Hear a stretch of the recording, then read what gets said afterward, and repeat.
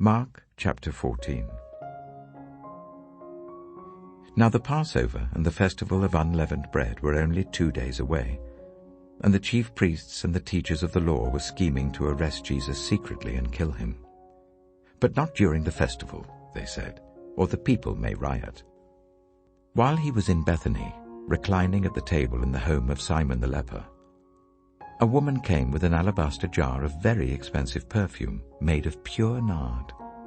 She broke the jar and poured the perfume on his head. Some of those present were saying indignantly to one another, "Why this waste of perfume? It could have been sold for more than a year's wages and the money given to the poor." And they rebuked her harshly. "Leave her alone," said Jesus. "Why are you bothering her? She has done a beautiful thing to me. The poor you will always have with you, and you can help them any time you want. But you will not always have me. She did what she could. She poured perfume on my body beforehand to prepare for my burial. Truly I tell you, wherever the gospel is preached throughout the world, what she has done will also be told in memory of her." Then Judas Iscariot, one of the 12, went to the chief priests to betray Jesus to them. They were delighted to hear this and promised to give him money. So he watched for an opportunity to hand him over. On the first day of the festival of unleavened bread, when it was customary to sacrifice the Passover lamb, Jesus' disciples asked him, "Where do you want us to go and make preparations for you to eat the Passover?" So he sent 2 of his disciples, telling them, "Go into the city, and a man carrying a jar of water will meet you. Follow him. Say to the owner of the house he enters, 'The teacher asks, where is my guest room, where I may eat the Passover with my disciples?' He will show you a large room upstairs, furnished and ready. Make preparations for us there." The disciples left, went into the city and found things just as Jesus had told them. So they prepared the Passover. When evening came, Jesus arrived with the 12. While they were reclining at the table eating, he said, "Truly I tell you, one of you will betray me, one who is eating with me." They were saddened, and one by one they said to him, "Surely you don't mean me." "It is one of the 12, he replied, "one who dips bread into the bowl with me. The Son of Man will go just as it is written about him. But woe to that man who betrays the Son of Man. It would be better for him if he had not been born." While they were eating, Jesus took bread, and when he had given thanks, he broke it and gave it to his disciples, saying, "Take it, this is my body." Then he took a cup, and when he had given thanks, he gave it to them, and they all drank from it. "This is my blood of the covenant, which is poured out for many," he said to them. "Truly I tell you, I will not drink again from the fruit of the vine until that day when I drink it new in the kingdom of God." When they had sung a hymn, they went out to the Mount of Olives. "You will all fall away," Jesus told them, "for it is written, 'I will strike the shepherd, and the sheep will be scattered.' But after I have risen, I will go ahead of you into Galilee." Peter declared, "Even if all fall away, I will not." "Truly I tell you," Jesus answered, "today, yes, tonight, before the cock crows twice, you yourself will disown me 3 times. But Peter insisted emphatically, "Even if I have to die with you, I will never disown you." And all the others said the same. They went to a place called Gethsemane, and Jesus said to his disciples, "Sit here while I pray." He took Peter, James, and John along with him, and he began to be deeply distressed and troubled.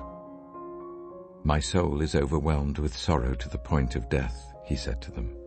"Stay here and keep watch." Going a little farther, he fell to the ground and prayed that if possible the hour might pass from him. "Abba, Father," he said, "everything is possible for you. Take this cup from me, yet not what I will, but what you will." Then he returned to his disciples and found them sleeping. "Simon," he said to Peter, "are you asleep? Couldn't you keep watch for 1 hour? Watch and pray, so that you will not fall into temptation. The spirit is willing, but the flesh is weak." Once more he went away and prayed the same thing. When he came back, he again found them sleeping because their eyes were heavy. They did not know what to say to him. Returning the third time, he said to them, "Are you still sleeping and resting? Enough. The hour has come. Look, the Son of Man is delivered into the hands of sinners. Rise, let us go. Here comes my betrayer." Just as he was speaking, Judas, one of the 12, appeared. With him was a crowd armed with swords and clubs sent from the chief priests, the teachers of the law, and the elders. Now the betrayer had arranged a signal with them. "The one I kiss is the man. Arrest him and lead him away under guard." Going at once to Jesus, Judas said, "Rabbi," and kissed him. The men seized Jesus and arrested him. Then one of those standing near drew his sword and struck the servant of the high priest, cutting off his ear. "Am I leading a rebellion," said Jesus, "that you have come out with swords and clubs to capture me? Every day I was with you teaching in the temple courts, and you did not arrest me. But the scriptures must be fulfilled." Then everyone deserted him and fled. A young man, wearing nothing but a linen garment, was following Jesus. When they seized him, he fled naked, leaving his garment behind. They took Jesus to the high priest, and all the chief priests, the elders, and the teachers of the law came together.